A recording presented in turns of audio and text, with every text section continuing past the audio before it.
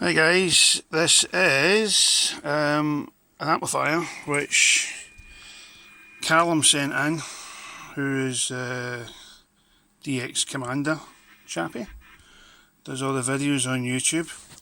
This is his 2000 Acom, and what I've done, he had a problem, he could not receive anything through the unit at all, okay? And what I found was I had to remove the tubes, the base, remove all that out to get access down the back of this socket here, okay, to find the broken wire.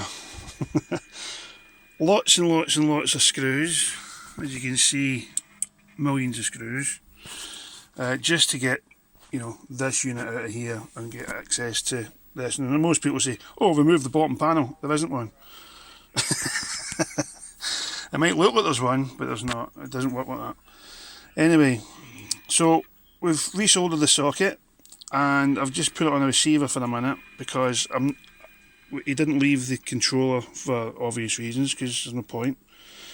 It wasn't receiving, so what's the point of it having to transmit? So what I've got is a little tester radio that I use quite often, as you can hear. You can see the needle.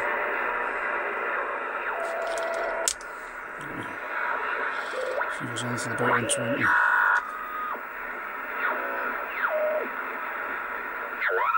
United London. My name is Paul and I'm located near the city of Valencia. UA9 Oscar Mike Echo. Okay, Echo now, Alpha just to 5, prove. Kilo, Japan. Good evening.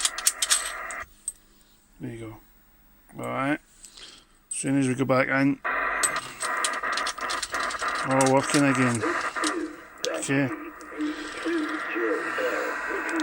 And that's a repeater, but that's not on HF.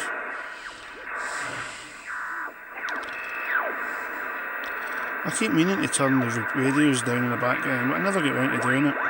Anyway. Alright. RF output to the antenna. And if I was just to go it away somewhere,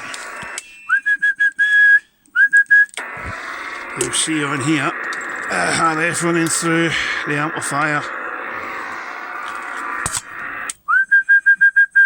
Alright, there's your 10 watts out of the V, all running through that amplifier. Alright, the amplifier is not switched on for obvious reasons. It's only to prove that this is now working as it should be. Okay, so we can switch that off now. So I'd say that's job done, except for putting the case on. Put the case on in a minute. And give the man a phone. So there you go. Callum should be happy with that one. Cheers guys.